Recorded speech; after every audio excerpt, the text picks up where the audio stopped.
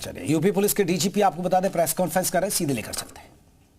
इसमें मोहम्मद उमर गौतम, मुफ्ती जहांगीर आलम कासमी, इनको एटीएस ने गिरफ्तार किया था। इसी क्रम में हाल में छांगुर बाबा उर्फ जमालुद्दीन उर्फ जलालुद्दीन के अवैध धर्म परिवर्तन के सिंडिकेट को भी उसको पर्दाफाश किया गया एसटीएफ के द्वारा, और एटीएस के द्वारा उसकी इन्वेस्टिगेशन जारी है, जिसमें कई चौंकाने वाले तथ्य सामने आए हैं।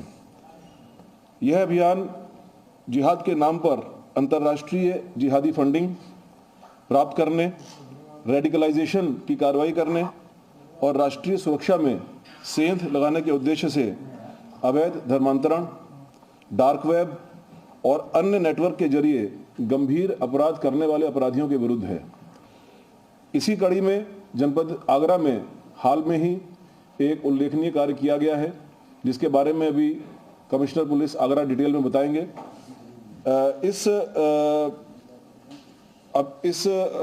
इस कड़ी में 6 प्रदेशों में साइमल्टेनियस दबिश देकर के 10 लोगों को गिरफ्तार किया गया है, जो कि देश के विभिन्न राज्यों में विशेष तौर पर कम उम्र की लड़कियों को प्रलोभन, लव जिहाद और अन्य तरीकों से प्रभावित करके धर्मांतरण के कार्य में लिप्त थे।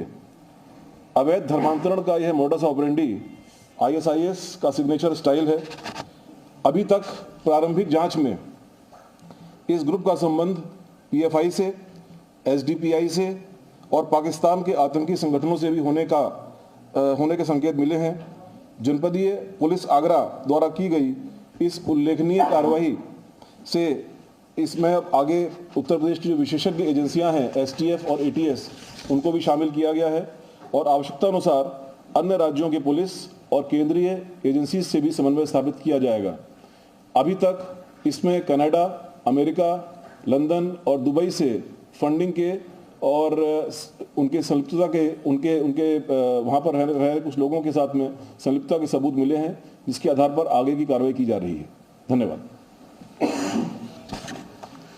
SSP आगरा। इस महीने मार्च माह में आगरा में 2 सगी बहनों की गुमशुदगी।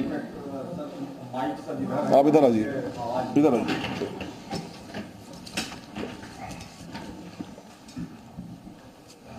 इस वर्ष में मार्च माह में आगरा के सदर बाजार थाने में 2 सगी बहनें, जिनकी उम्र 33 वर्ष व 18 वर्ष थी, जिनका नाम अमीना और जोया था, उस संबंध में सदर बाजार थाने में गुमशुदगी दर्ज कराई गई। इस प्रकरण की गंभीरता को देखते हुए उसको जो NBS की धारा है 87, 111, 3, 111, 4 जो BNS हमारी है भारतीय न्याय संहिता, उसकी इन 3 धाराओं में और 3/5 उत्तर प्रदेश विधि विरुद्ध धर्म संपरिवर्तन प्रतिषेध अधिनियम 2021 जो बनाया गया धर्म परिवर्तन के लिए, इसके अंतर्गत मुकदमा रजिस्टर्ड किया गया सदर बाजार थाने में। तत्पश्चात जो हमारा साइबर थाना है, साइबर थाने में इसको ट्रांसफ़र किया गया और इसके बारे में पूरी जानकारी DGP सर को और ADG LO सर को दी गई। इसके बारे में घटना के जब हम लोग तह में गए, जब इसको दिया गया, इसीलिए साइबर जो हमारी साइबर थाना है उसको, तो घटना के तह में जाने पर पता चला कि कई प्रदेश में कम से कम 6 प्रदेश ऐसे थे जहाँ पर जो लोग बैठे हुए थे वहाँ पर ये लोग रेडिकलाइजेशन को बढ़ावा दे रहे थे, लव जिहाद में संलिप्त थे और इसकी फंडिंग विदेशों से होती है, जैसा सर ने बताया कनाडा से, US से इनकी फंडिंग हो रही थी। घटना की इसको गंभीरता को देखते हुए DGP महोदय के निर्देश पर मेरे द्वारा स्वयं इसका पर्यवेक्षण किया गया और एडिशनल DCP हमारे एक IPS ऑफिसर्स थे, वो इसको डायरेक्ट उन्होंने देखना शुरू किया और प्रतिदिन इस पर हम लोगों ने काम करना शुरू किया। घटना के संबंध में साक्ष्य जुटाने के बाद जो प्रकाश में 7 अभियुक्त आए थे, उनके खिलाफ हमारे जो न्यायालय है आगरा की न्यायालय से उनके खिलाफ NBW वारंट लिया गया तथा बंगाल, गोवा, उत्तरांचल, उत्तराखंड, दिल्ली, राजस्थान और वह उत्तर प्रदेश में 11 जगह पर हमने अपनी टीम को भेजा, जिसमें 45 से 50 लोग हमारे थे जो कि इस रेड की टीम में गए थे। इस पूरे ऑपरेशन के क्रम में हम लोगों ने 10 अभियुक्तों को अरेस्ट किया, उनको गिरफ्तार किया।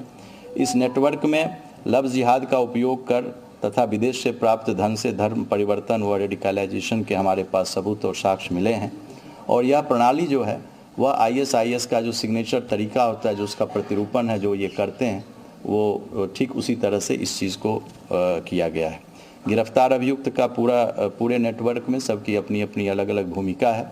किसी की भूमिका इसमें जो पकड़े गए हैं 10 लोग, किन्हीं का काम फंड प्राप्त करना है, किसी को उस फंड को चैनलाइज करना है, किन्हीं को सेफ हाउस उसको मुहैया कराना है, लीगल एडवाइस देने के लिए इनकी एक अलग टीम थी, नया फ़ोन और नया सिम देना, लोगों को प्रेम जाल में जो लोग उनको अपने पास फंसाते थे फिर उनकी शादी कराने के लिए, और धर्म परिवर्तन के लिए सब्जबाग दिखाकर प्रेरित करने के लिए, और उसके संबंध में जो डॉक्यूमेंट्स होता है पेपर तैयार करना, ये सभी ये जो ग्रुप थे इसमें ये शामिल थे। अभी विवेचना हमारी शुरुआती स्टेज में है और जो अभियुक्त हमारे आए हैं NBW पर, उनका हम लोग आगे पुलिस कस्टडी रिमांड लेंगे और विवेचना फिर आगे की जाएगी। Thank you.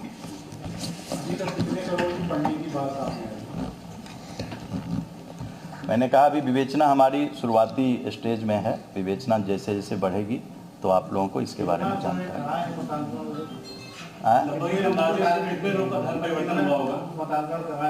मतांतरण जो अभी तक की जो हमारी जानकारी है उसमें जो इन लोगों से अभी तक शुरुआती पूछताछ हुई है तो इसमें सैकड़ों लोगों के नाम इसमें आए हैं। अलग-अलग प्रदेशों से ही हैं जो गिरफ्तारियां हुई? जी अलग अलग प्रदेशों से। जी 6 प्रदेश मैंने नाम बताया, उन जगहों से। वहीं से दबिश देकर इनको गिरफ्तार सबको किया गया है। इसके लिए बाकायदा जो एविडेंसेस हमारे पास आए थे थ्रू साइबर इन्वेस्टिगेशन, उसको माननीय न्यायालय के सामने प्रस्तुत किया गया और वहाँ से वारंट लेकर के इन प्रदेशों में जो BNSS की प्रक्रिया है उसके अनुसार वहाँ पर लोकल पुलिस की सहायता प्राप्त करते हुए उनको गिरफ्तार किया गया। इन लोगों का मोडस ऑपरेंडी क्या था, कैसे कर रहे थे, कैसे? अगेन जैसे कि मैंने आपको बताया कि इसमें अलग अलग मॉड्यूल्स कह लीजिए कि हैं और इन मॉड्यूल्स में अलग अलग लोगों का अलग अलग रोल है और उसी रोल के तहत फंडिंग प्राप्त करना, उसको चैनलाइज करना, सेफ हाउसेस को एंगेज करना, ट्रांसपोर्टेशन के लिए अलग यूनिट रहती है और जो फ्रंट एंड पर है उसमें रेडिकलाइज करने के लिए अलग लोग हैं। तो ये सभी इसमें कुछ हम लोगों को इसके जो इंटरमीडिएट स्टेज के जो कोऑर्डिनेटर हैं या मुखिया हैं उनके बारे में जानकारी प्राप्त हुई है और उनसे भी पूछताछ की जा रही है। तो आगे के इन्वेस्टिगेशन में और चीजें सामने आएंगी। ये लोग 10 लोग पकड़े गए हैं झारखंड से जुड़े हुए या फिर अलग इनका कोई रैकेट चल रहा था? ये अभी तक दोनों के बीच में कोई कनेक्शन सामने नहीं आया है। अभी तक ये ग्रुप सेपरेटली ऑपरेट कर रहा था लेकिन इसका जो फुटप्रिंट है वो कम से कम इन 6 स्टेट्स में तो था ही और बाकी भी आगे इन्वेस्टिगेशन सामने आएंगी चीजें। आगरा के मामले का मास्टरमाइंड कौन है और क्या वो गिरफ्तार हो गया है? जी आगरा का जो मास्टरमाइंड है वो गिरफ्तार हो गया है। सर नाम बता दीजिए। नाम सबके बता देते हैं।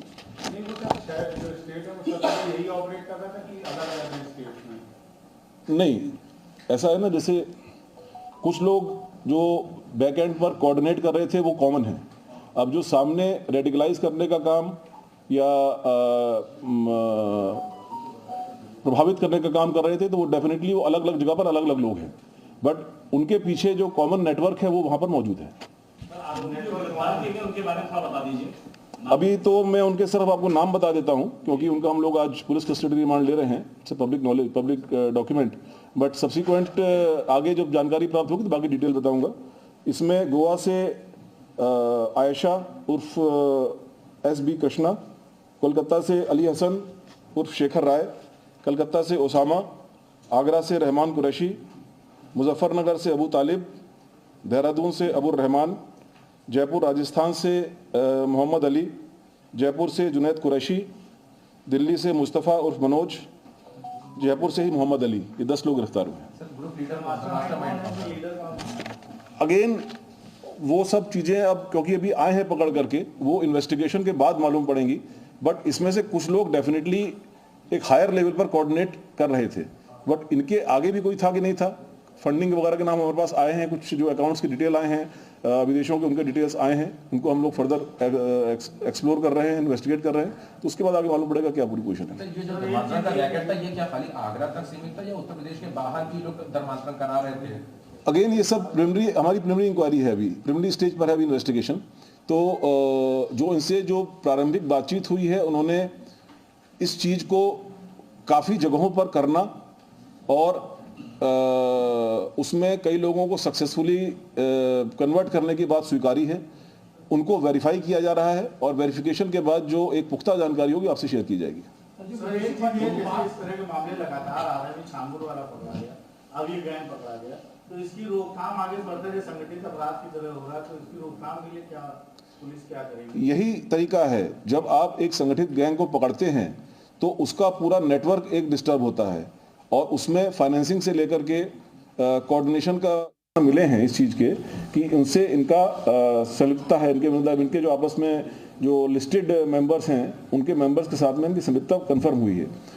ISIS के बारे में मैंने कहा कि उनका ये सिग्नेचर स्टाइल है कि जिहादी तैयार करके इसमें से एक जो कन्वर्ट है, जो 2 लड़कियां गायब हुई थी जिनको रिकवर किया गया है, उनमें से एक का उसके अपने चेंज्ड फेसबुक पर AK-47 के साथ फोटो है। तो ये जो स्टाइल है मुजाहिद में रेडिकलाइज करने का, ये स्टाइल जो है मैंने कहा कि वो ISIS का स्टाइल है। क्या ये जो लड़के रेडिकलाइज कर रहे थे, क्या इनको फिर लड़ाका बना रहे थे? मतलब एक अभी it is too early to say. अभी तो जो एविडेंस हमारे सामने ये है कि भाई एक साइबर ट्रेल में, उस साइबर ट्रेल में one of the victims she is holding AK-47 weapon and photograph उसकी मौजूद है, जो कि इन्वेस्टिगेशन का पार्ट है। बाकी आगे क्या स्टेज पर पहुंचे थे, नहीं पहुंचे थे, कैसे कर रहे थे, हम लोग इन्वेस्टिगेट कर रहे हैं। जो लड़कियां सर बरामद हुई उन्होंने कुछ बताया कि कहाँ गए? काफ़ी कुछ बताया है बट वो भी मैं शेयर नहीं करना चाहूँगा, अभी मैं शेयर नहीं करना चाहूँगा।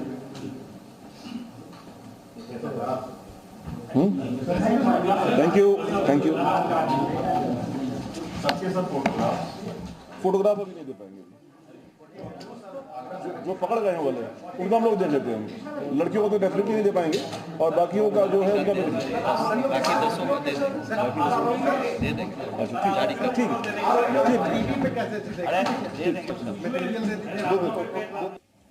तो यूपी पुलिस की तरफ से प्रेस कॉन्फ्रेंस की जा रही थी। छांगुर गैंग की तरह एक और गैंग का खुलासा हुआ है। ये तमाम जानकारियां दी गई हैं यूपी पुलिस की तरफ से। अवैध धर्मांतरण पर डीजीपी का बड़ा खुलासा, STF ATS को जांच में शामिल किया गया है। दुबई, कनाडा, लंदन से फंडिंग के सबूत मिले हैं, तमाम दस्तावेज मिले हैं, अकाउंट डिटेल्स मिले हैं जिनके आधार पर छानबीन की जा रही है। तो छांगुर की तरह एक और गैंग का खुलासा हुआ है। 2 सगी बहनों का रेस्क्यू भी किया गया है।